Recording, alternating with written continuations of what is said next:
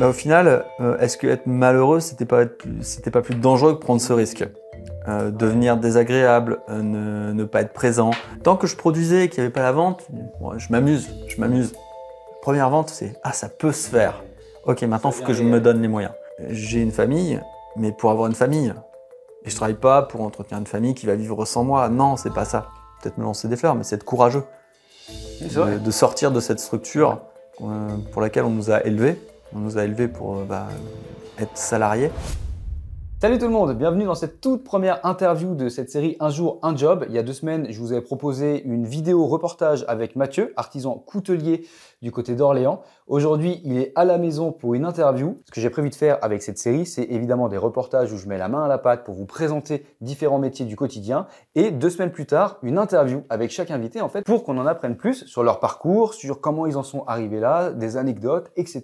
Mathieu, merci beaucoup d'être là aujourd'hui, encore. Rodolphe, merci à toi de l'invitation et de ce partage. Avec plaisir, bienvenue à la maison. Merci de l'invitation. C'était chez moi, c'est chez toi. Voilà, c'est ça. Pour rafraîchir la mémoire des gens ou pour les gens qui n'auraient pas vu la vidéo reportage, pourrais-tu te présenter à nouveau s'il te plaît? Donc, Mathieu Guérito, j'ai 40 ans, artisan coutelier, lancé à mon compte depuis moins d'1 an. Et j'ai fait une reconversion professionnelle suite à une carrière d'une 15aine d'années dans la logistique industrielle. Et je vis aujourd'hui de ma passion, je travaille à domicile, je profite du temps de ma famille et de mon cadre de vie. Est-ce que tu peux du coup nous parler de ton parcours et de ce qui t'a amené à ce changement de vie? Parce que comme tu nous dis, tu n'as pas été dans l'artisanat tout le temps, d'ailleurs c'est très nouveau. Est-ce que tu peux nous parler un petit peu de ton parcours, donc déjà des études à la base, ce que tu voulais faire, ce que tu as fait ensuite dans l'industrie et puis finalement ce qui t'a amené à devenir coutelier aujourd'hui? Mon parcours, donc bac scientifique, orientation totalement différente après. J'avais une passion, le japonais, je voulais être conseiller en entreprise pour la relation internationale et je me suis lancé dans une fac de japonais à Paris, INALCO, option japonais. C'était le seul endroit où on pouvait apprendre le japonais à l'époque. Je suis parti là-dedans. Malheureusement, j'ai pas réussi à faire mes études et à m'autofinancer sur cette partie-là. Parce que tu devais toi-même payer tes études? Oui. Venant de province, aller à Paris, le coût de la vie était quand même assez important. Je travaillais tous les week-ends, toutes les vacances scolaires pour m'autofinancer. Et ça générait quand même une charge de travail assez conséquente. Toi qui étais INALCO, tu sais qu'il faut quand même... Il y a les cours et il y a ce qu'il y a à côté. Voilà. J'ai fait le choix donc d'arrêter. Arrêter ce métier passion que je voulais faire et partir sur un métier plus... remplir mon assiette. J'ai des amis qui avaient fait des études en logistique, qui m'ont parlé de ce qu'ils faisaient. Je trouvais ça intéressant. Donc je suis parti sur un UT, l'UT de logistique. Alors à savoir en plus que quand on a fait 2 années de fac, à l'époque, rentrer dans un UT, il n'y avait pas de passerelle, donc on n'était pas prioritaire. Alors par chance, cette voie avait plus de place que d'étudiants. Okay. J'ai eu la chance de pouvoir y rentrer. J'ai poussé jusqu'à bac+3. En alternance, ce qui m'a permis aussi de lâcher un peu les petits boulots que j'avais à côté pour toujours m'auto-financer sur mes études. Parce que même à l'UT, tu bossais quand même sur le côté. Je bossais à côté. C'est-à-dire que j'avais le format scolaire, je travaillais les week-ends, je devais fournir le travail qui était demandé en plus, parce que l'UT, c'est quelque chose quand même qui est assez soutenu en termes de charge de travail. Donc je travaillais week-end et vacances scolaires pour être autonome. Oui, donc ça a 5 ans quand même, avec les 2 années de japonais, puis après les 3 années à l'IUT. C'est ça. T'as bien bossé. Je me considère pas comme feignant. Ok. Je ne me considère pas comme feignant. Suite à l'obtention de mon diplôme, j'ai eu l'opportunité de travailler dans des grosses entreprises directement, malgré la crise de 2008 à l'époque, une crise de l'emploi. Et là-dessus, je suis rentré comme technicien, changé d'entreprise. J'ai gravi progressivement les échelons, que ce soit dans les différentes entreprises, jusqu'à être cadre manager, à gérer jusqu'à 75 personnes. Et j'ai eu un déclic. Il y avait quelque chose quand même avant ce déclic qui était là, qui me disait tu feras pas ça toute ta vie. Certes, t'es bon, mais t'aimes pas. J'ai réussi à me convaincre pendant longtemps que j'aimais ça, parce que quand on te tape sur l'épaule disant c'est bien ce que tu fais, on compte sur toi, t'as des bonnes idées, grâce à toi on avance, ça flatte l'ego. mais c'est pas ce que je voulais. Et puis il y a certains avantages à être salarié. C'est vrai. Il y a un certain confort. Il y a le salaire qui tombe tous les mois. Il y a d'autres avantages entre les vacances en CE, la bonne mutuelle. Il y a un cadre ensemble. L'abandonner, c'est prendre un risque. Alors, je vais peut-être me lancer des fleurs, mais c'est être courageux de sortir de cette structure pour laquelle on nous a élevés. On nous a élevés pour être salariés et pour apporter une valeur ajoutée à un process global. Ouais. Voilà, il y a eu un déclic qui m'a fait dire stop. Au moment du stop, j'ai pas fait de formation de coutelier. Okay. Voilà, je suis autodidacte. D'accord. Vraiment en mode passion. Je me suis payé des stages auprès de professionnels pour déjà développer ma technique. Et puis à un moment, ça a été pour me confronter, me parler de mon projet, dire est-ce que j'ai la technique pour être professionnel. Okay. Voilà. Et là, j'ai eu le petit drapeau vert disant j'ai rien. Alexis m'avait dit à l'époque, tu as été autonome pendant toute la journée, donc tu sais faire. Ouais. Vas-y. Pas de raison que ça fonctionne pas. Pas sur la partie technique. Okay. J'ai donc décidé de faire une formation de gestion d'entreprise. D'accord. Voilà. Avec mon CPE, donc le compte d'épargne professionnelle, j'ai eu une formation très condensée sur la création et la conduite de projets entrepreneurial. Donc savoir être entrepreneur. Là-dessus, c'était toutes les autres casquettes indispensables, mais vraiment indispensables à la vie d'entrepreneur. Tout sauf la coutellerie en fait. Tout sauf la partie technique, la partie cœur de métier. Mais savoir être un dirigeant, c'est important. Savoir faire sa compta, savoir être un commercial, savoir avoir un plan commercial, un business plan. Qu'est-ce qu'on a vu d'autre? Les réseaux sociaux, la communication. On est au XXIe siècle quand même, c'est pas la même chose. Tout ça pour me donner un maximum de chances d'être encore là dans 3 ans. Parce qu'on dit généralement, les entreprises qui passent les 3 premières années, elles durent. Ouais. Voilà, c'est avoir toutes les clés pour avoir une bonne gestion. La technique, elle s'apprend avec le temps. Tu connais l'adage, c'est en forgeant qu'on devient forgeron. Ouais, ça te correspond parfaitement. Tout à fait. Est-ce que tu peux nous expliquer comment tu as fait en fait pour lancer ton activité? Alors, lancer mon activité, j'ai fait en parallèle de mes anciennes activités, j'ai fait un travail sur moi, de savoir ce que je voulais pas faire. J'ai réussi à trouver une activité passion que je pensais être viable. Suite à la formation professionnelle dont je t'ai parlé, j'ai effectué une étude de marché. Une étude de marché, j'ai construit des questions que j'ai envoyées à tous mes contacts. J'ai pris toute ma boîte mail et j'ai spammé les gens. T'as envoyé ça à des personnes que j'avais même pas vues depuis 20 ans. C'est vrai? J'ai envoyé. Est-ce que ça a été une reprise de contact d'ailleurs avec certaines personnes? Non, sans plus. Bon, ok, très bien. Je ne sais pas si ils ont fait ou pas ou quoi que ce soit. Sur les réseaux professionnels. J'ai mis une pancarte dans la rue. Okay. Avec un QR code qui renvoyait sur mon Google Form qui faisait mon étude de marché. Okay. Ça m'a permis vraiment de construire le type de clientèle qu'il y avait dans le secteur et les habitudes de consommation des personnes. Car quand tu crées un produit, c'est bien de vouloir vendre un produit que tu crées, mais vaut mieux vendre un produit dont une personne a un besoin. Oui. Et mon but, c'était de créer une entreprise qui vit, donc qui répond à un besoin. Exactement. S'il n'y a pas le besoin, le produit n'a pas raison d'exister. Et là, j'ai distingué donc plusieurs types de clientèle. Alors, j'ai une clientèle touristique, étant donné que je suis sur le trajet de la Loire à vélo. Ma porte donne vraiment sur la Loire à vélo et c'est jusqu'à 400 vélos jour. C'est énorme.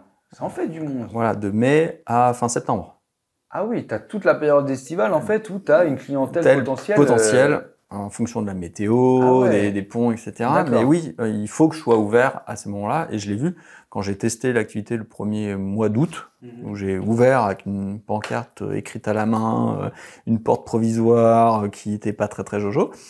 J'ai eu 80 personnes qui ont franchi le pas, sachant que j'avais fait 0 communication à l'époque. 80 personnes, ça fait beaucoup, ça en fait du... Voilà, même l'office du tourisme n'était même pas au courant.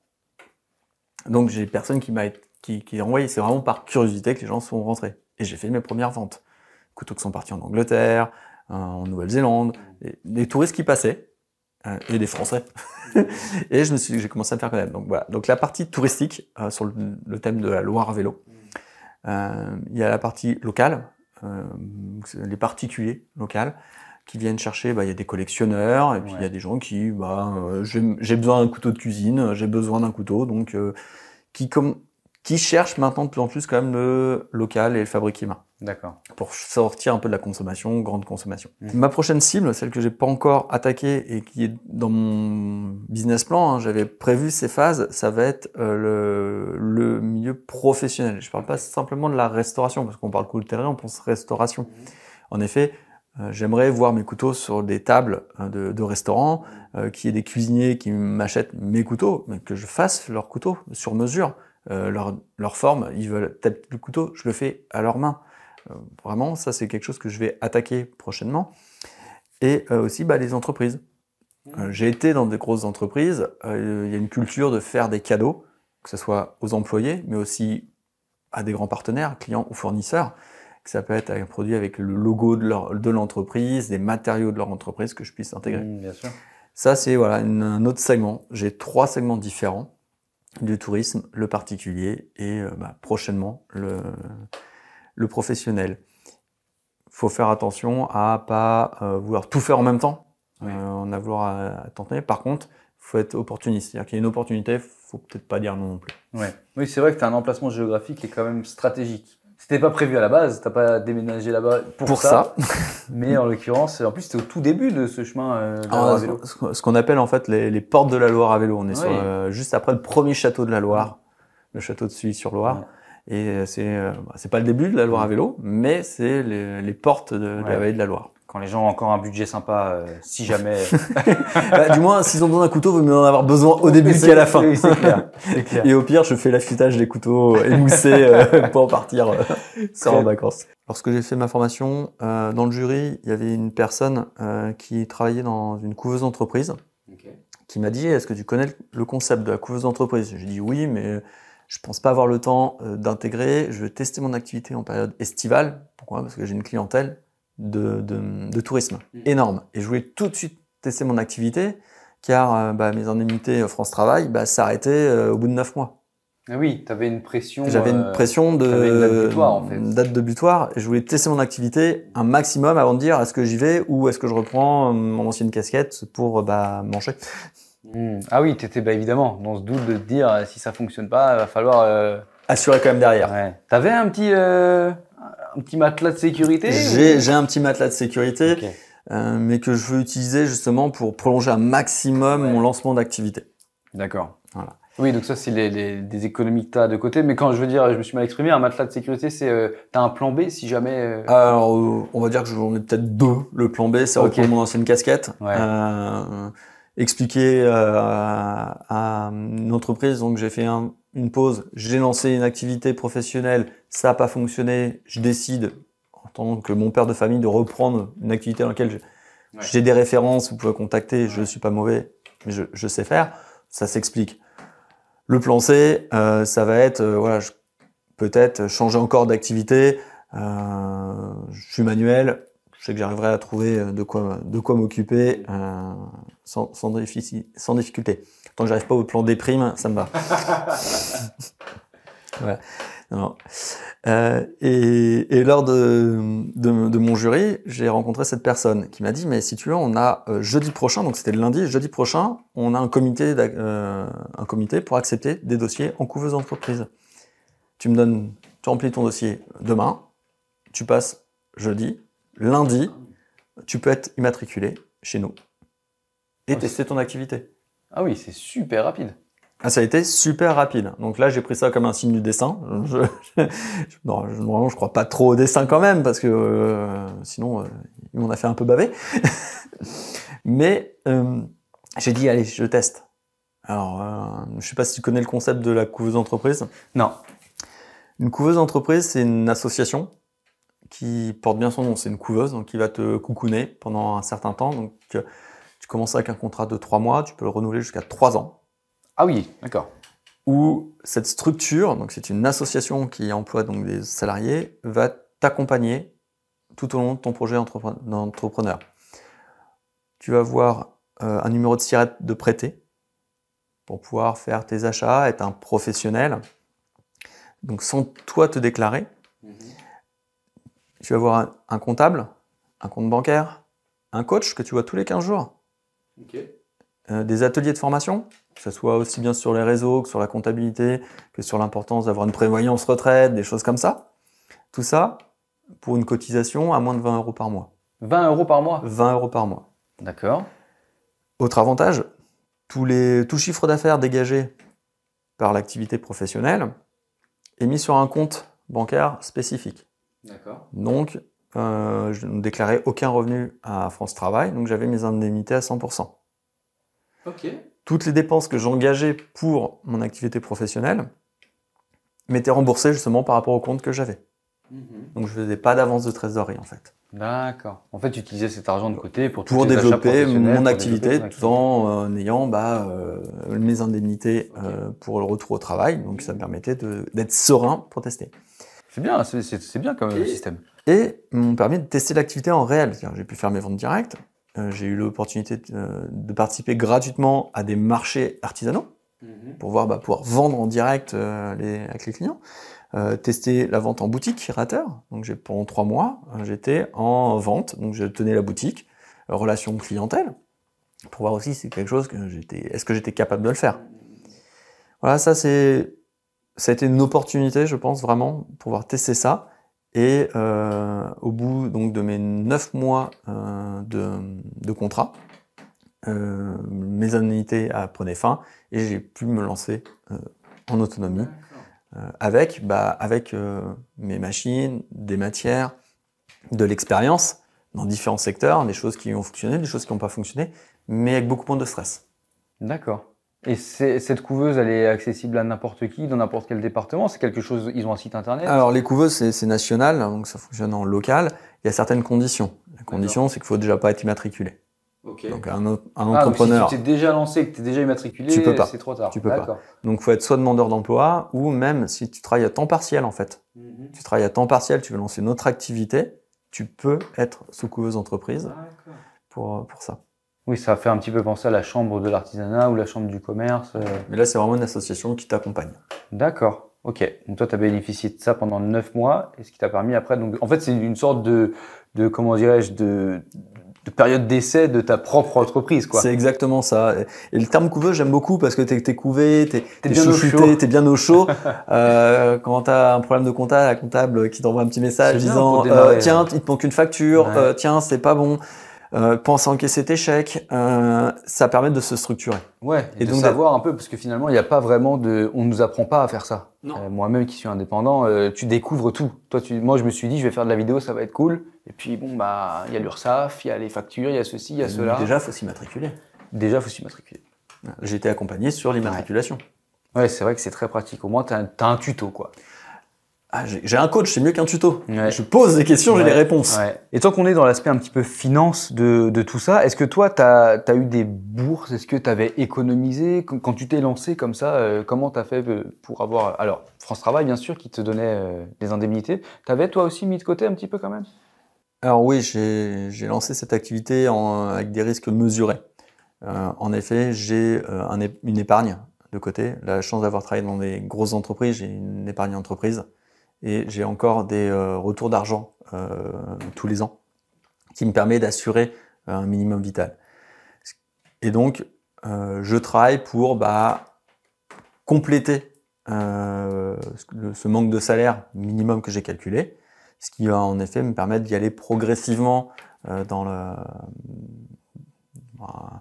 l'activité financière. Je suis pas à la course de dire demain il me faut 20 clients, absolument.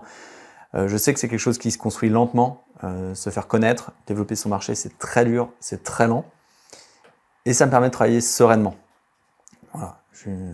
J'ai un pépin, j'ai la machine à laver qui casse, on peut en racheter une. Voilà, le but c'est de ne pas être en galère. Alors c'est ma façon de faire, je travaille de manière plutôt raisonnée, prendre des risques raisonnables. Je le faisais pareil dans mon ancien travail, tous les risques, c'était des risques calculés. Il faut savoir en prendre, sinon on n'avance pas. Donc j'ai fait appel à aucun prêt. financiers. Et je vais pas te mentir, à l'heure actuelle, je me fais pas le salaire que j'avais. J'ai pas encore le salaire cible souhaité au bout des 2 ans, mais je suis à mon salaire cible que j'avais calculé pour mon business plan pour ma première année. C'est très bien. Voilà, je suis un peu en dessous du SMIC, ce qui est pour moi déjà très bien. De dire, pour une activité dont certaines personnes me disent on peut pas en vivre, et si, on peut le faire. Ça demande de la réflexion, des fois beaucoup de doutes, mais financièrement, pour le moment, c'est en progression et c'est en ligne avec mon business plan.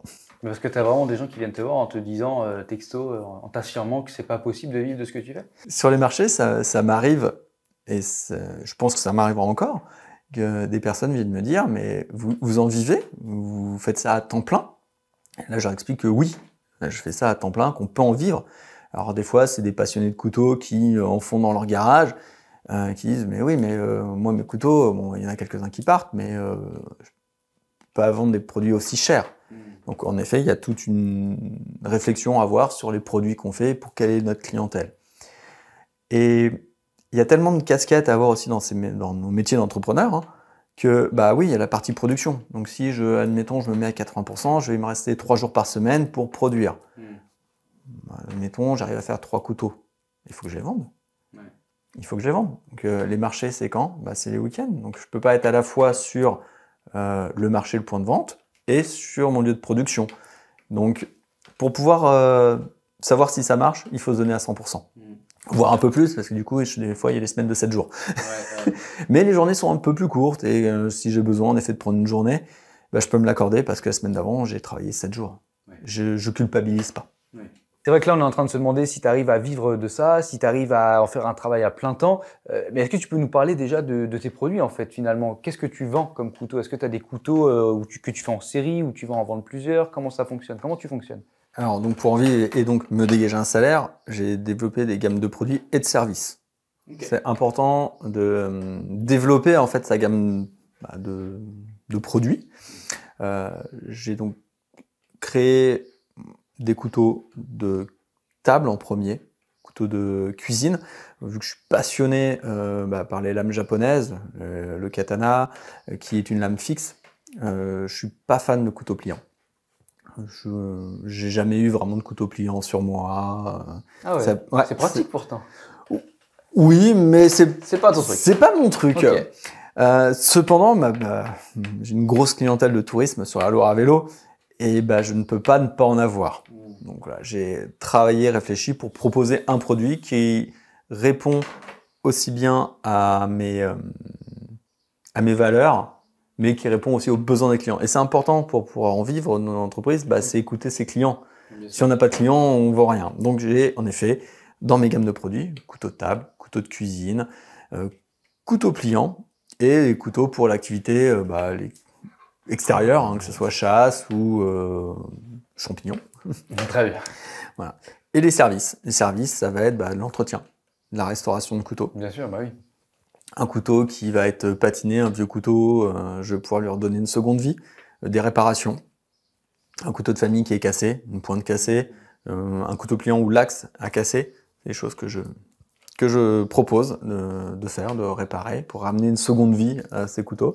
Et les rémouleurs étant de plus en plus rares, je me permets d'affûter les couteaux des autres, pas seulement les miens. Et c'est vrai que quand on commence à Loire à vélo, qu'on est au début des châteaux de la Loire, partir avec un couteau qui coupe, c'est quand même vachement mieux. C'est quand même plus sympa, ouais. Et pour que ce soit clair un petit peu pour les gens qui nous écoutent, ton statut aujourd'hui, t'es auto-entrepreneur, t'es en entreprise? C'est quoi exactement? En effet, j'ai un statut d'auto-entrepreneur. D'auto-entrepreneur. Maintenant, on parle plutôt d'entreprise individuelle. Ouais. Voilà, le terme auto-entrepreneur est un peu négatif. Il a été un peu... oui, c'est les personnes qui faisaient du blague, des choses comme ça, alors que non, c'est... On peut aussi avoir une véritable entreprise. Une entreprise. Ça avait été en effet développé pour avoir des compléments de salaire, travailler plus pour gagner plus. Il y en a qui en ont fait leur activité principale, donc maintenant on parle plus d'entreprise individuelle. Oui, c'est vrai. Entreprise individuelle. L'un des avantages d'être entrepreneur individuel, c'est d'avoir moins de charges peut-être déjà qu'une entreprise. Oui, évidemment. Là, j'ai, on va dire, peu de charges. En plus, la première année, on a le droit à un abattement de charges. C'est vrai. Faut juste le demander. Mm. faut le demander. Le fait d'être passé en couveuse, j'ai pu acheter tous mes matériaux en avance. C'est-à-dire que là, je vis sur le stock de matière que j'ai. D'accord. Donc, j'avance très peu de frais. Donc là, vraiment, j'essaie de développer mon entreprise. Et ce qui me permet maintenant, en effet, vu que j'ai plus d'indemnité France Travail, de tout ce que je gagne, c'est pour moi. Mathieu, ce que je te propose, c'est qu'on fasse une petite pause dans les questions. Je t'ai demandé de ramener quelques objets qui ont un lien avec ta vie, qui ont un lien peut-être aussi avec ce changement de vie. Justement, tu nous as ramené quelques livres, tu nous as ramené quelques objets. Est-ce que tu peux nous les présenter, ces petits objets qui te tiennent à cœur? Oui. Alors, ça va nous aider de comprendre un petit peu mieux, de cerner un peu plus le personnage. Non, j'ai ramené un petit livre. Voilà. Mais pour moi, voilà, je veux dire, c'est un des rares livres que j'ai lu. Et c'est pas n'importe quel livre. Voilà. Donc, je suis passionné, voilà, le Seigneur des Anneaux. Le Seigneur des Anneaux, je suis passionné d'Heroic Fantasy, de pop culture. Et pour moi, c'est un livre qui m'a apporté beaucoup, qui m'apporte beaucoup. J'ai encore relu il y a pas très longtemps. Oui, pourtant, il y a quand même quelques pages. Mais voilà, c'est un peu le parcours de personnes qui font et qui sont là où on les attend pas, en fait. Il y a vraiment une mission qui leur a confiée, quelque chose qui doit être surmonté. C'est plus que le parcours initiatique. En plus dessus, il y a toute une partie forge. L'anneau qui est forgé, les autres anneaux qui sont forgés, l'épée d'Aragorn qui est reforgée. Voilà, en plus, la notion de reforger est importante, c'est-à-dire qu'on reconstruit quelque chose pour aller de l'avant.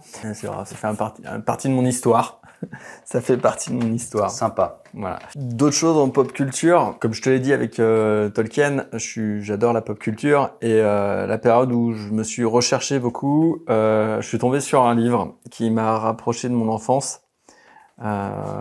Voilà, donc j'y pensé comme un chevalier du Zodiaque. Voilà, donc, Génération Club Dorothée, les Chevaliers du Zodiaque m'a bercé, mais pareil, c'est toujours quelque chose où il y a des défis, on tombe, on se relève, il faut qu'on avance, il y a un but, on a une mission. En plus là-dessus, ça m'a beaucoup aidé quand j'étais en détresse. Voilà, c'est un livre pour soi, pour apprendre soi, et puis sur un univers qui me correspondait. Qui te parle en fait. Qui me parle. Et j'ai continué donc dans cette collection de bouquins car je suis tombé aussi sur la version Star Wars. J'irais penser comme Dark Vador. Voilà. Et est-ce que c'est un vrai méchant? Est-ce que c'est un méchant? Mais est-ce qu'il fait ça pas pour protéger sa famille, pour soi? C'est des personnages complexes. Et au final, c'est un personnage que tout le monde connaît, tout le monde aime. C'est vrai. On aime ce méchant. Mais c'est pas forcément un vrai méchant. Voilà, donc la pop culture m'a construit, m'a façonné. J'ai regardé K2000 sur la petite télé en noir et blanc chez ma maman. K2000, voilà, des choses comme ça. Donc c'est des aventures, beaucoup d'aventures. C'est mon éducation. Ça, c'est des petits objets. Alors, je vais pas ramener mes collections hautes, mais ça en fait partie. Ma mère aussi m'accompagne beaucoup. Depuis tout petit, je suis fan d'une licence. Voilà, c'est un Lego. Et celui-ci, c'est un Lego forgeron. Voilà, ma maman m'a fait ce cadeau.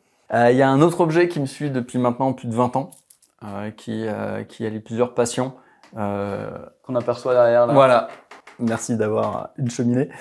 Un de mes sabres japonais. Celui-ci, c'est mon Yaito, il a été fabriqué au Japon. Il vient du Japon, celui-là. Celui-ci, oui. Un véritable sabre japonais. Ah ouais. Il m'a été offert pour mes 20 ans. Donc depuis mes 20 ans, et donc depuis 20 ans, je pratique le sabre japonais, le Yaido, le Batodo maintenant.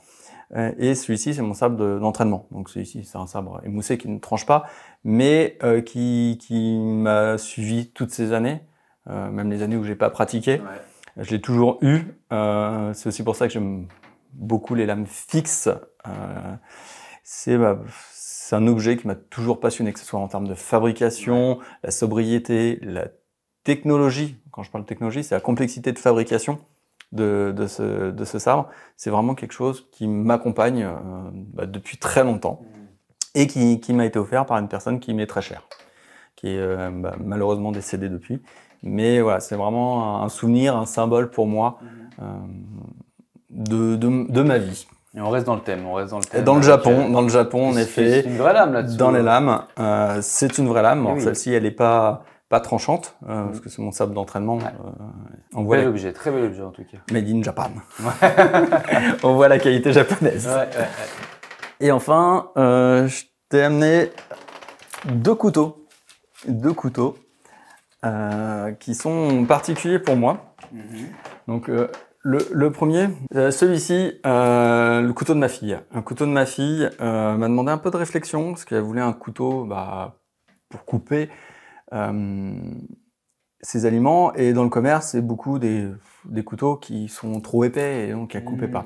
Donc fabriquer son couteau, c'était important, donc j'ai designé ce couteau selon ma gamme de produits, et elle voulait une essence de bois très particulier, le rosa paillette. On trouve pas ça partout. Non, donc voilà, je me suis amusé, j'ai fait un peu de résine pour elle. Du coup, j'ai ma gamme de couteaux enfants qui est en résine. C'est la première fois que tu as fait de la résine? C'était la première fois que j'ai travaillé la résine, c'était pour ma fille. Donc c'est vraiment une recherche que j'ai pris le temps de rechercher pour lui répondre à son besoin. Et maintenant, je mange tous les jours avec.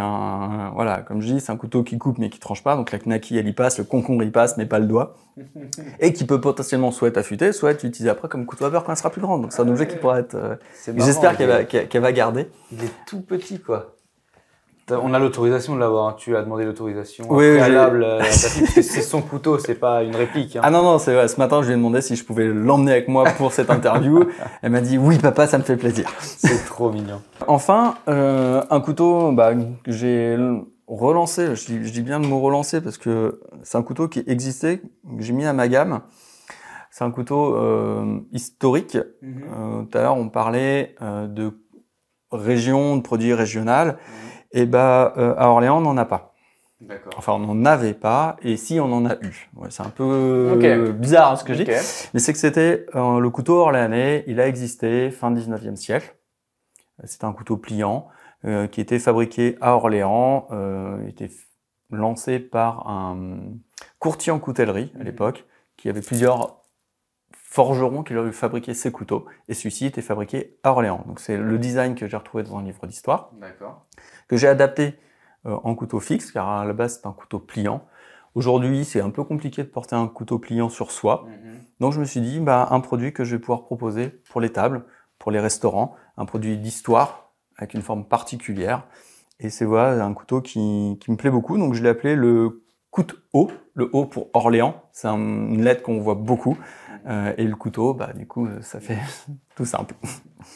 Voici les petits produits que j'ai amenés, qui parlent de mon histoire et qui me suivent depuis un certain temps. On va rentrer dans un truc un peu plus intime, j'ai envie de dire. Pendant le reportage, tu m'as fait comprendre que ta fille a eu un impact assez conséquent sur ce changement de vie professionnel et même personnel, sur ce changement de vie tout court. Est-ce que tu peux nous parler un petit peu de ça, de ta relation avec ta fille du coup, et puis quel rôle elle a joué comme ça dans ce changement de vie? Alors, ma fille est une part très importante de ma vie, de ma reconstruction. Avec ma femme, on n'a pas souhaité avoir un enfant juste comme ça pour répondre à des normes sociales. On a vraiment voulu avoir un enfant, mais offrir un cadre de vie particulier. C'est-à-dire qu'on voulait une stabilité professionnelle, c'est ce qu'on avait. On était tous deux cadres dans d'autres entreprises. On était propriétaires de notre maison. On a souhaité avoir notre fille. Et dès que ma femme a été enceinte, j'ai fait un travail sur moi. J'ai pris le temps de travailler sur moi, de savoir quel père je voulais être et pas le père que le modèle que j'ai eu, que je ne pouvais pas reproduire. D'accord. Voilà, j'ai longtemps douté aussi de quel père je pourrais être et de celui que je veux pas être. Donc tout de suite, même avant sa naissance, elle était déjà très présente. À sa naissance, j'ai pris aussi une décision de prendre 3 mois de congé. D'accord. Voilà, je parle bien de congés, j'avais plein de congés non pris. Je me suis dit, après le congé maternité, au lieu de me mettre en nourrice, profiter d'être là en tant que père, papa poule, d'échanger, de créer un lien particulier avec elle. Donc j'avais décidé de prendre 3 mois de congé, chose que j'ai pu faire. Ça s'est fait le jour du confinement. Ah d'accord. D'accord. Voilà, à la fin du congé maternité de ma femme, c'était le début du confinement. D'accord. Donc au final, on a pu être à 3. Tous ensemble. Tous ensemble pour l'accueillir. Et ça a vraiment créé des liens. C'est sûr. J'ai toujours été là avec elle dans l'éducation, dans ses activités, et elle nous renvoie beaucoup de choses. J'ai changé d'entreprise pour dire professionnellement parlant, je m'ennuyais, j'avais besoin de nouveaux challenges, j'ai changé d'entreprise. Et c'est justement dans cette dernière entreprise où, comme à chaque fois, je m'investis beaucoup en fait dans mon travail. J'étais dans une très grosse période de travail où je devais, suite à un changement d'un logiciel informatique, chapeauter mes équipes qui tournaient en 7 jours sur 7. Donc j'étais présent presque l'équivalent de 2 postes de travail, donc de 5 heures à 18 heures, sachant que j'avais un peu de trajet. Ouais. Et c'était un lundi de mars où je sortais de la voiture, appelle l'un de mes collaborateurs, je décroche pour répondre à son problème parce qu'il était bloqué. Et naturellement, j'ouvre le portail, je rentre à la maison. C'était l'heure du repas, 19h. Et ma fille qui m'attendait pour manger, parce que je mange toujours avec elle, qui descend de sa chaise, dit « Ah papa, tu viens manger ?» Et là, elle s'effondre en pleurs parce que « Ah non, tu travailles encore. » Là, lui percute quoi. Elle m'a mis KO. J'étais incapable de travailler après ça. J'imagine. Ça a été, mais oui, ok, je travaille pour avoir un confort de vie. J'ai une famille, mais pour avoir une famille. Et je travaille pas pour entretenir une famille qui va vivre sans moi. Non, c'est pas ça. L'objectif, c'était vraiment de fonder une famille et d'être présent. Ne pas reproduire un modèle que j'ai connu, et ça, je voulais pas. Donc, c'est déclenché tout un travail, déjà un travail sur moi, avant de savoir qu'est-ce que je voulais faire. Je voulais arrêter, ça c'était sûr. Mais qu'est-ce que je voulais faire? Mais pour ça, il fallait que je fasse vraiment un gros travail sur moi, qui a pris du temps. J'imagine. C'est là où le travail passion est apparu. Et ok, je peux en faire un travail, mais comment je peux en faire un travail que ça soit viable et que ça reste quelque chose d'agréable? Donc il y a eu un accompagnement psychologique, il y a eu un accompagnement, on va dire, plus professionnel avec le bilan de compétences, une formation professionnelle sur la gestion d'entreprise pour développer les compétences hors technique. Dans l'idée de justement, toi, devenir indépendant, quoi. Exactement. Et pouvoir être aussi du coup présent pour ma fille, faire quelque chose. Si je suis bien dans mes baskets, je serai disponible pour elle, disponible pour la famille. Et c'est quelque chose qui ça met une claque, quoi. Oui, parce que paradoxalement, en fait, malgré toi, tu étais en train de reproduire un schéma que tu ne voulais pas justement reproduire. J'imagine que quand tu as vu ta fille à ce moment-là, tout a dû te sauter au visage, en fait. Là, il y a eu un flashback. On dit quand on meurt, on voit tout ce qui s'est passé. Mais là, je crois que j'ai fait une mort cérébrale. Et puis finalement, c'est un petit peu cette pureté de l'enfance où ça remet un peu les compteurs à zéro. Ah, puis il n'y a pas de filtre. Ouais, c'est ça. C'est que c'est brut, en fait. Tu prends les émotions telles qu'elles sont et il n'y a pas de... Il n'y a rien qui... Il n'y a pas de chichi, quoi. Il n'y a pas de chichi. C'est... En plus, moi, j'avais de la fatigue. J'enchaînais une grosse période de travail. Donc, mes barrières étaient parties, quoi. T'as raccroché et c'était... Ah ouais. Donc voilà, ma fille, très importante. Et même aujourd'hui, la compréhension d'un métier manuel, elle comprend ce que je fais. Elle est fière d'expliquer ce métier. Sur les marchés, c'est ma meilleure commerciale. J'imagine. Sur les événements. Elle alpague les gens, elle donne ma carte, elle dit « Ah, c'est mon papa, il fabrique des couteaux. » Elle vient à l'atelier dès qu'elle rentre de l'école. Voilà, c'est une relation unique. Et d'ailleurs, est-ce que ça t'a pas justement été intimidé? Est-ce que t'as pas eu peur à l'idée de repartir de zéro comme ça? Bon, bien sûr, ta femme travaille forcément, mais t'avais quand même ce côté où t'avais un salaire stable, tu savais que t'allais ramener de l'argent à la maison, sachant que il y a votre fille. Il n'y a pas ce côté où on se dit je me lance là-dedans, est-ce que c'est pas risqué parce que je suis pas tout seul, j'ai des responsabilités de mari, de père. Comment t'as vécu ce truc-là? C'est compliqué. C'est compliqué. En effet, il y a ce stress disant est-ce qu'on peut en vivre? Est-ce que je vais pas mettre en danger ma famille que j'aime? Et au final, est-ce que être malheureux, c'était pas plus dangereux que prendre ce risque? Devenir désagréable, ne pas être présent. Donc au final, est-ce que cette situation qui pouvait que s'envenimer n'était pas plus dangereuse que peut-être gagner moins d'argent, ok, on va aller faire moins de cinéma, mais est-ce qu'il y a de bons films en ce moment, c'est une question. Mais est-ce que je serais pas plus heureux à être avec ma famille, à avoir mon potager, à travailler à 4 mètres de la maison, à avoir des échanges avec des gens, mais des vrais échanges, avec des gens qui aiment et qui viennent qui viennent avec le cœur. Ouais. Donc au final, oui, c'est un risque, c'est un stress. Dire est-ce que je vais pouvoir mettre de la nourriture dans l'assiette, même si en effet ma femme travaille, j'ai un petit matelas de sécurité. Après, j'ai construit de manière raisonnable mon entreprise.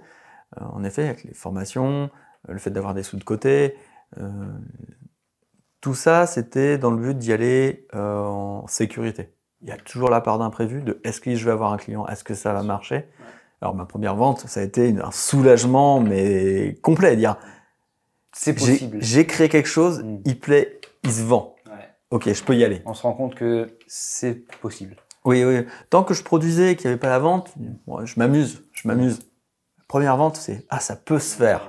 Ok, maintenant il faut que je me donne les moyens. Par contre, il faut se donner les moyens. Ouais. Les 3 premières années d'une vie d'entreprise, faut mouiller la chemise, comme on dit. Des fois, il y a des semaines de 7 jours. Du coup, faut être capable de récupérer, de breaker. Mais je veux passer du temps aussi avec ma famille. Donc, je m'accorde du temps. Oui, parce que c'est un changement de vie à grande échelle. C'est pas juste le travail. C'est-à-dire que ton rythme de vie, ton mode de vie a changé. Tout à fait. Où avant j'étais cadre, je faisais 40 minutes de voiture pour aller au travail, on faisait des embouteillages, la façon dont on consommait nos aliments, on faisait beaucoup d'achats. Maintenant on produit. L'avantage aussi d'être pas très loin, d'avoir aussi un peu de temps d'avoir du temps et puis d'être là au bon moment en fait. D'être là au moment où, oui, les gens partent en vacances au mois d'août, c'est le moment où il faut récolter les légumes. Moi je vends au mois d'août. Donc, je peux avoir mon potager à côté et aller arroser. Je me fais une pause, je vais faire ça ou je vais bricoler quelque chose pour la maison. J'ai de la disponibilité pour ça. Donc c'est vraiment un changement de façon de vivre qui est différent. On consomme différemment la vie et plus ça va, je me dis mais en quel monde de fou on vit. Est-ce que parmi les couteaux que tu as créés, tu as eu des requêtes originales dont tu pourrais nous parler, des anecdotes comme ça qui te viennent à l'esprit?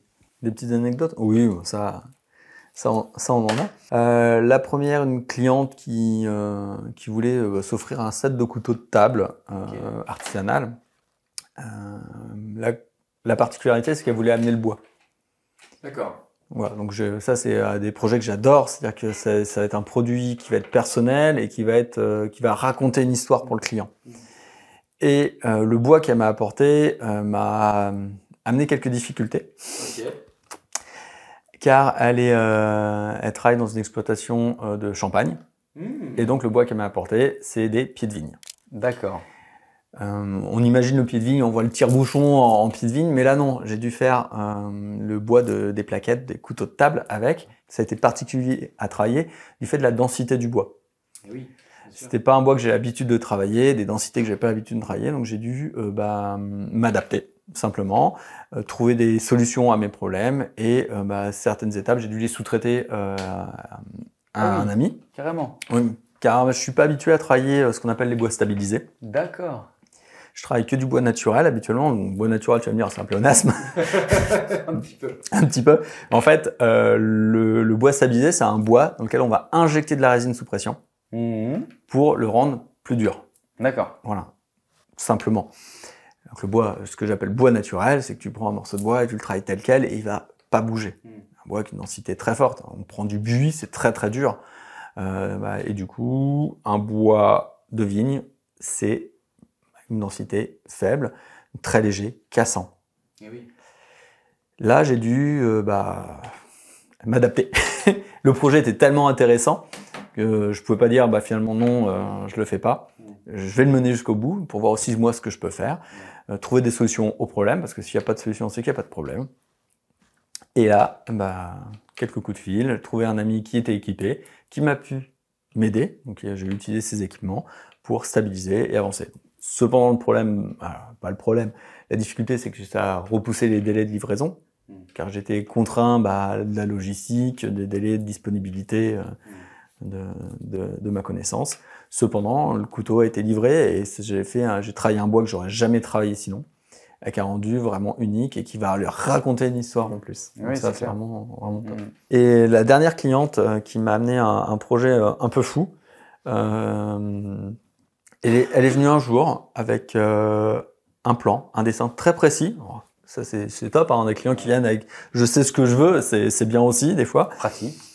Et là où j'ai d'autant plus mis du cœur dans l'ouvrage, c'est que cette personne elle a un métier peu commun, elle est chamane.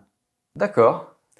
Donc c'est pas juste un plan qu'elle a dessiné, c'est quelque chose qui lui vient d'autre part, qui lui a été demandé de réaliser pour continuer son activité. Donc c'était pas un couteau qui avait comme but de couper, à proprement parler des choses physiques, mais couper des liens, des histoires avec le passé, des choses comme ça. D'accord. Et là j'ai pu mettre vraiment de l'âme dedans, à tel point que j'ai pas marqué ma lame sur la lame, mais à l'intérieur du couteau, dans le manche.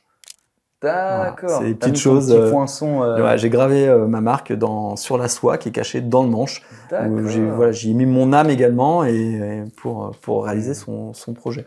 C'est vraiment intéressant parce qu'il y a vraiment un côté intime en fait dans ce que tu fais. C'est-à-dire que les gens arrivent avec une idée et te donnent un morceau de leur vie en fait, que ce soit le bois de la femme dont tu nous parlais avec son exploitation ou il y a vraiment cette espèce de côté donnant-donnant en fait, un petit peu. C'est aide-moi à réaliser quelque chose ou à transmettre. Ouais, c'est très humain en fait. Ça va plus loin que la création d'un produit. Que la fabrication d'un produit. C'est vraiment, en effet, c'est un échange. T'as un besoin, j'y réponds.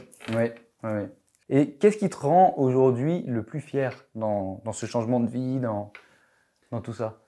Je vais me redire, c'est le regard de ma fille. Je m'y attendais un peu. les paillettes dans ses yeux. Pouvoir expliquer déjà mon métier, le comprendre, que papa il travaille quelque chose de concret, qu'il le vend et que le fait de vendre, ça permet d'avoir la vie qu'on a, d'échanger, d'être présent pour elle. Et je suis content d'avoir eu le courage d'avoir fait ce changement. Bien sûr. J'aurais pu dire non, c'est pas raisonnable, c'est dangereux, c'est risqué. Non, allez, j'ai pris mon courage. À demain, pour moi, pour elle, pour ma femme, dire ok, je le tente. Ça marche pas, j'aurais appris des choses. Après, ça aurait aussi été tout à ton honneur de dire non, peut-être pas pour la sécurité de ta famille et tout. Mais en l'occurrence, ça te correspondait pas. Oui, en effet, c'est pas mon caractère. C'est pas mon caractère. J'ai eu des échecs, j'ai dû rebondir et il faut avancer. Il faut avancer dans la vie. C'est pas simple, hein. Il faut faire beaucoup de travail sur soi. Accepter de pas réussir, c'est compliqué. C'est vrai. Pour finir, Mathieu, ce que je vais te proposer, c'est de répondre aux quelques questions qu'on nous a posées. Du coup, à chaque fois, pour ces interviews, je mets sur mes réseaux, après les reportages, en fait, vous pouvez, l'audience, mettre dans les commentaires YouTube ou sur Instagram, m'envoyer des questions que vous souhaitez poser aux invités qu'on a dans chaque reportage. Donc là, en l'occurrence, on a 3 ou 4 questions pour cette première interview avec toi, Mathieu. On va commencer avec la question de Rosalie qui nous demande « Est-ce que transformer sa passion en métier enlève une partie de la passion ?» Justement. Ça reste un équilibre fragile. Il faut nourrir cette passion pour que ça devienne justement un travail de passion où le matin, quand tu te lèves, tu n'as pas l'impression d'aller travailler. Et là, tu as réussi quelque chose. Ça reste fragile. Il faut avoir un bon socle émotionnel, un bon entourage qui nous aide pour ça. Et en fait, tu n'as vraiment plus l'impression de travailler. Personnellement, faire des semaines de 7 jours,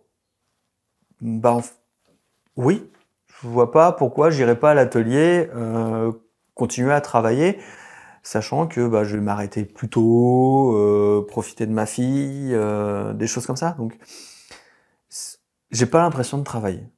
Donc, on peut en faire un travail passion, mais en effet, il faut toujours nourrir les autres parties de la famille, vraiment trouver un bon équilibre et toujours trouver quelque chose d'attrayant, d'aller chercher, de continuer. Pourquoi pas tomber dans de la routine? Moi qui donc fabrique, je me refuse de faire des grosses séries de production. Je vais faire des petites séries et les faire selon mon instinct, mon envie du moment. J'ai envie de travailler tel bois, celui-là. Mais pour garder cette flamme un petit peu, pour pas justement te t'user tout de suite et te dire maintenant je vais à l'atelier pour faire ce que je dois faire, j'ai pas envie quoi. C'est ça. Il faut que je refasse ce modèle. Oui, c'est ce qui se vend. Donc oui, bon, je vais le faire. Mais à côté de ça, je vais me faire une pièce unique à côté, en parallèle. Je garde un peu toujours du plaisir à côté. On a Apichou qui nous demande, est-ce que tu donnes des cours ou était-ce exceptionnel pour Rodolphe quand je suis venu dans l'atelier pour faire mon couteau moi-même? Non, Rodolphe, c'est pas mon seul apprenti. Je suis l'unique. Non, c'est un des services que je propose justement pour diversifier, on va dire, les rentrées d'argent. Il faut diversifier les produits. Donc il y a la vente, mais aussi les services. Et en service, c'est quelque chose qui m'avait été demandé. C'est pas quelque chose que je voulais faire tout de suite, avec le syndrome de l'imposteur. Voilà, on connaît tous quand on se lance. Donc non, c'est quelque chose que je propose. Alors je propose 3 formules. Donc la formule que Rodolphe a testée, donc sur une journée, un couteau. Voilà, tu viens fabriquer ton couteau, 9h, 18h, on mange ensemble. Je t'explique tout le fonctionnement des machines, des matériaux que j'utilise, ma philosophie de travail. Et tu réalises ton couteau sur une journée. L'option aussi, c'est de venir avec un copain. On le fait à 2. Ah, c'est cool ça. Voilà, c'est aussi pour ça que j'ai investi dans 2 machines, c'est que on peut le faire à 2, passer un moment de découverte et fun entre potes et repartir avec son couteau. Pour ramener des boules caisses là. Parce que déjà une machine ça fait du bruit, alors 2. T'inquiète, je l'ai fourni. Je l'ai fourni. Et le dernier concept, parce qu'on me demandait pour faire avec plus de personnes, pour les CE, les enterrements de vie de garçons, des choses comme ça, à plus de personnes. Le travail du couteau est quand même complexe sur une journée. T'en es rendu compte, hein. Je suis quand même derrière à surveiller parce que y a les outils mécaniques qui sont là. Donc j'ai lancé, grâce à une connaissance qui fait des apéros bijoux. Ok. J'ai lancé l'apéro couteau. Sympa. Donc sur ce produit-là, on fabrique pas le couteau. Okay. On fabrique pas le couteau, mais on monte le manche d'un couteau d'office parmi les bois que j'ai produits. Vous repartez avec, donc c'est un couteau que j'achète à tiers, sur lequel on vient ajouter le bois, façonner le bois, donc il y a toute la partie travail du bois, pas de l'acier, mais du bois, et avec une planche qui vient d'un artisan local qui fait du fromage et de la charcuterie, et une boisson locale avec ou sans alcool. Voilà, ça dure 3-4 heures, jusqu'à 4 personnes, et vraiment histoire de passer un moment convivial et repartir avec son couteau. Et la dernière question du coup de All is Within 3434, si Mathieu peut nous parler un peu des différents aciers, des alliages, de la trempe et de ce qu'elle permet, et aussi de l'entretien, affûtage et technique. Voilà, si tu peux nous faire un petit... je vais t'inviter à venir au stage. C'est clair. T'apprendras beaucoup, je t'apprendrai pas tout, parce qu'il y a énormément de choses.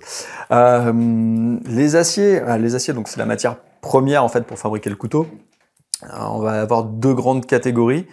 Je vais faire un pléonasme, on va parler d'acier carbone et l'acier inox en particulier. L'acier carbone, donc c'est un pléonasme parce que l'acier c'est quoi? C'est du fer et du carbone. Mais on le distingue comme ça de l'inox où on vient rajouter du chrome qui va. C'est pour ça que c'est brillant en fait. Et alors le chrome va en effet avoir une capacité à ralentir l'oxydation par l'oxyde de chrome qui va dégager naturellement à l'air, donc c'est son oxydation au chrome, l'oxyde de chrome, et ça va empêcher le fer de rouiller, de s'oxyder. L'inconvénient que ça va avoir, c'est que il va y avoir moins de carbone, moins de fer, donc le tranchant va se tenir différemment. Donc si on veut un couteau qui tient dans le temps, qui est joli, on prend un acier inox. Si tu veux un couteau qui lui va avoir en effet un tranchant plus long, qui va être un peu plus facile à affûter, tu prends un acier carbone. Cependant, il va se patiner. Ok, il va faire des marques sur le... Il va se marquer. Et c'est, je veux dire, hélas, normal, mais c'est aussi ce qui fait que ça raconte une histoire. Moi, je me souviens de mon grand-père, il avait un couteau.